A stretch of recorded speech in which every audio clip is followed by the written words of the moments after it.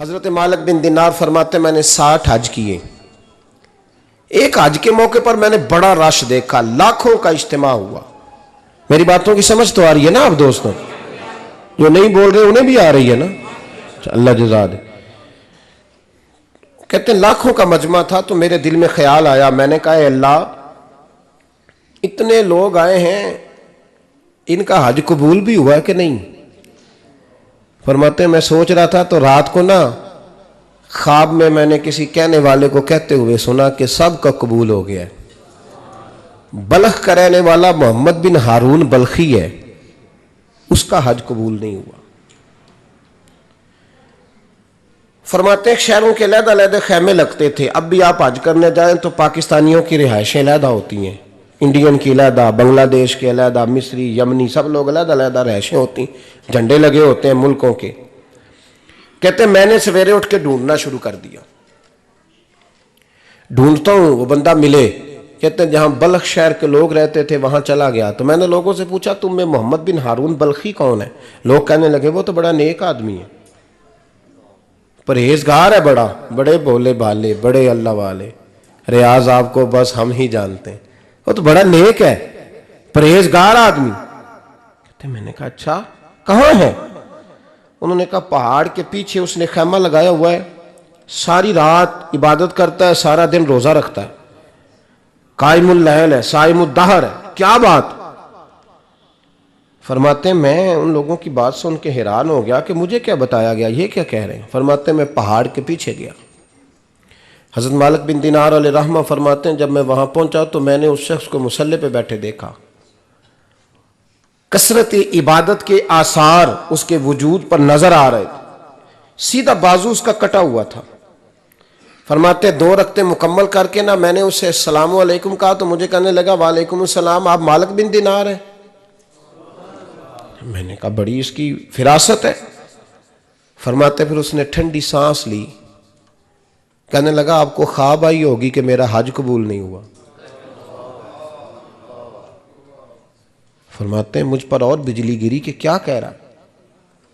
फरमाते मैंने कहा यार लोग भी तेरी तारीफ कर रहे हैं और तेरी बसीरत भी बड़ी है, तो ये माजरा क्या है? कहने लगा आप ना पूछें। ये कह के उसने रोना शुरू किया, देर तक रोता रहा। मैंने कहा नहीं यार तू बता। कहने लगा नहीं आप ना पूछें, आप नाराज होंगे। मैंने कहा मैं नहीं होता, तू बोल ना। कहने लगा हुजूर 24 साल हो गए मुझे हज करते हुए, 24वां हज है मेरा, और हर साल कोई अल्लाह का वली आके बताता है कि जा चला जा तेरा कोई नहीं कबूल हुआ। बेपरवाही वेख सज्जन दी, जिथे किसे दी पेश ना जावे, उन्हें ताजा वाले दर दर रोले ते मंगते तख्त बिठावे, आजम किसे नू कारा मिलदा ही कोई काबे खाली आवे। कहते हैं उसने मुझे कहा हुजूर 24वां हज है, हर साल कोई बताता है। मैंने कहा तेरी गलती। कहने लगा मैं अपनी मां का नाफरमान। मैंने कहा वाकया क्या हुआ? कहने लगा हजरत अल्लाह ने मुझे दौलत दी, माल दिया, ज़मीनें दी तो मैं अय्याश हो गया। आप यकीन करें अल्लाह लोगों को माल देता है तो वो समझते हैं मेरी चालाकी से आया है, मैं तेज़ बड़ा था इसलिए आया है, नाफरमान होते हैं। लेकिन जो रब लेना जानता है, देना जानता है, वो लेना भी। वारस शाह मान करी ना वारसा दा, रब बेवारसा करके मार दई।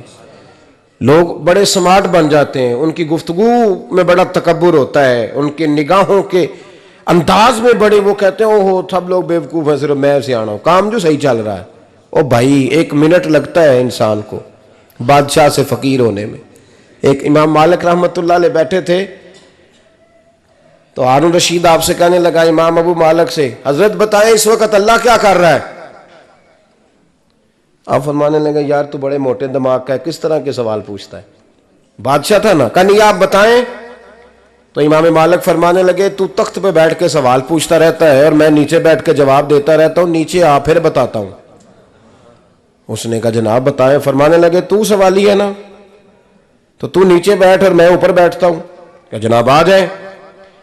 हारून रशीद नीचे आ गया, इमाम मालिक तख्त पे बैठ गए। फरमाने लगे अब बता क्या पूछ रहा था? कहने लगा हुजूर पूछा था अल्लाह इस वक्त क्या कर रहा है? फरमाने लगे रब इस वक्त तुझे समझा रहा है कि इस तख्त पे तकब्बुर न करना, 1 मिनट लगता है मैं तुझे उठा के मालिक को बिठा दिया करता हूं। ये तुझे समझा रहा है, लिहाजा इस समझ पे कायम रहना, तकब्बुर ना करना। 1 ही तो मिनट लगता है, ये तुझे समझा रहा है। तो वो शख्स कहने लगा मोहम्मद बिन हारून बल्खी इमाम मालिक बिन दिनार से कि हुजूर बड़ी दौलत थी तो मैं अय्याश हो गया था। रमज़ान का महीना था, अम्मा तंदूर में रोटियां लगा रही थी, मैं शराब पी के घर आ गया। हमारे यहाँ ये भी फैशन है ना, अब मेहंदी वाले दिन चौधरी साहब के डेरे पे जवान शराब पीते हैं तो पूछते हैं हाजी साहब आप तो हाजी भी हैं, तो डेरे पे मुंडे क्या करते रहे? कहते मैं डेरे तो था मैनू नहीं पता, वो कार लगे सन। हाजी साहब आपको सारा पता है और अल्लाह आपसे पूछ लेगा। यहाँ तो कोई आदमी चुप कर जाएगा आपके किलों की वजह से, लेकिन अर्श के मालिक को भी तो जवाब देना है कि नहीं? क्या तरीका है? देखे ना, कुल वाले दिन महफिल और मेहंदी वाले दिन अल्लाह से सिर्फ दुखों का रिश्ता है, रसूलुल्लाह से सिर्फ गमों का रिश्ता है। अगर तूने ढोल ढमक्का शोर शराबा किया है शादी वाले दिन तो कुल वाले दिन भी बजा, तेरा पता चले, जनाजे पे भी बजा। क्या तमाशा है? मजहब सिर्फ रस्म है, जरूरत है। कोई मर गया तो कुरान पाक खोल लो, बाकी जो मर्जी करो।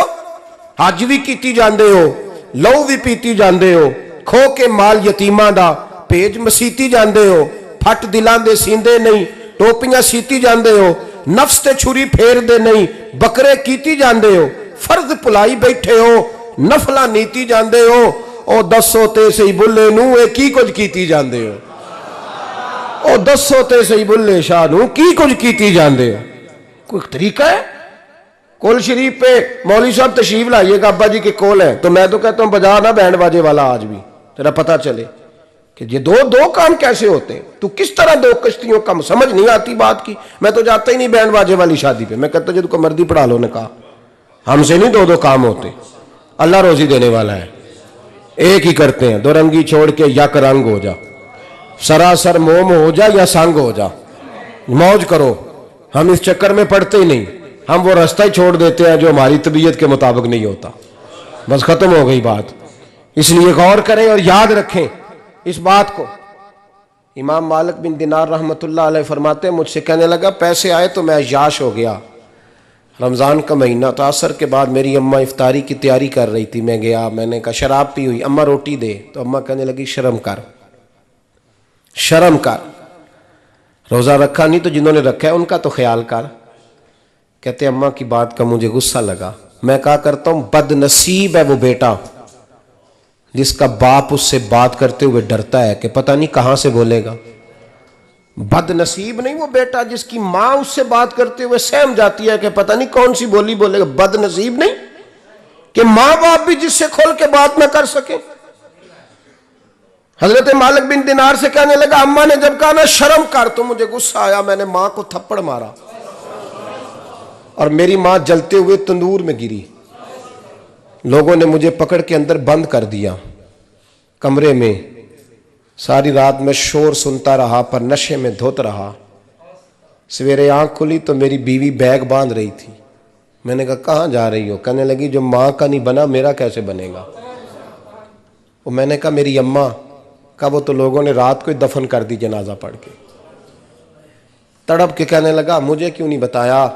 तो कहते हैं लोग कहने लगे तेरी मरती हुई माँ कह गई थी इसे मेरा मुंह ना देखने देना, मेरे जनाजे के करीब ना आए। हज़रत मालिक बिन दिनार फरमाते हैं जब उसने ये बात सुनाई तो मैंने भी उसके मुंह पे थप्पड़ मारा। मैंने कहा तो इसी काबिल है। कहते हैं वो रोने लगा, हुजूर दुआ करे अल्लाह मुझसे राज़ी हो जाए। कहने लगा जब माँ की इंतकाल की खबर मिली तो मैंने कुल्हाड़ी लेके वो हाथ काट दिया जिससे माँ को मारा था। मैंने सारी जायदादें खिरात कर दी। 24 साल हो गए, 24 साल। सारी रात नमाज पढ़ता हूँ, रोज़ा रखता हूँ, हज करता हूँ, पर हर साल कोई आके कहता है जा दौड़ जा तेरा कोई नहीं कबूल हुआ। हुजूर दुआ करे मालिक राज़ी हो जाए। फरमाते मैं थप्पड़ मार के आ गया। मैंने कहा तुझसे राज़ी हो जाए इतने जालिम से? इमाम मालिक फरमाते हैं रात को आके सोया तो मुझे ख्वाब में रसूल पाक का दीदार हुआ। तो नबी पाक अलैहिस्सलाम ने फरमाया मालिक तू उसे मायूस क्यों कर आया है? अल्लाह तो बड़ा मेहरबान है। कहा हुजूर माँ के नाफरमान को माफ़ी कैसे मिलेगी? तो इमाम मालिक फरमाने लगे, नबी करीम ने फरमाया जा उसे जाके बता दे तुझे कयामत में तेरी मां की वजह से बख्श दिया जाएगा। कहा हुजूर अम्मा की वजह से, किस तरह? तो महबूब फरमाने लगे इसकी मां कयामत में इसके खिलाफ मुकदमा दायर करेगी रब करीम की अदालत में, ए अल्लाह मैंने 9 माह पेट में रखा, दर्द सह के इसे जना, जिगर का खून पिला के पाला और इसी ने मुझे कत्ल किया। रब करीम इसकी मां का मुकदमा सुन के कहेगा उठाओ इसको दोजख में फेंको, इसने मां जलाई थी इसे भी जलाओ। महबूब फरमाने लगे जब पकड़ करके मालिक उसको मोहम्मद बिन हारून को लोग ले जाएंगे ना जहन्नम की तरफ, अभी फरिश्ते घसीटेंगे ही तो पलट के फिर अम्मा की तरफ देखेगा और दूसरी दफा फिर घसीटेंगे तो पलट के देखेगा और तीसरी दफा फिर पलट के कहेगा अम्मा ये मुझे जलाने लगे, अम्मा ये जहन्नम में फेंकने लगे। मेरे हबीब फरमाने लगे वो जल के मरने वाली माँ वहां भी बोल पड़ेगी, कहेगी या अल्लाह चल मैंने माफ किया तू भी माफ कर दे, ऐ अल्लाह मैंने माफ किया तू भी माफ कर दे, अल्लाह तू माफ कर दे इसे, अल्लाह तू इससे दरगुजर फरमा, इसे माफ कर दे। मेरे महबूब पाक अलैहिस्सलाम फरमाते रब करीम कहेगा इसने तुझे जलाया, तो कहेगी अल्लाह ये तो बेटा था इसने जला दिया, मैं माँ हूं मेरे सामने जले तो मैं कैसे बर्दाश्त कर सकती हूँ। फरमाया उसने जला के मारा था पर उसी माँ की वजह से रब करीम इसे जन्नत अता फरमाएगा। पलटा पलटा जा जाके माँ के पैरों में बैठ, जा सवेरे अनपढ़ बाप से दुआ कराया कर, जा बिल्कुल अंगूठा छाप बाप से सुबह दुआ कराया कर, देख रब करीम तेरे लिए रहमतों के दरवाजे खोल देगा।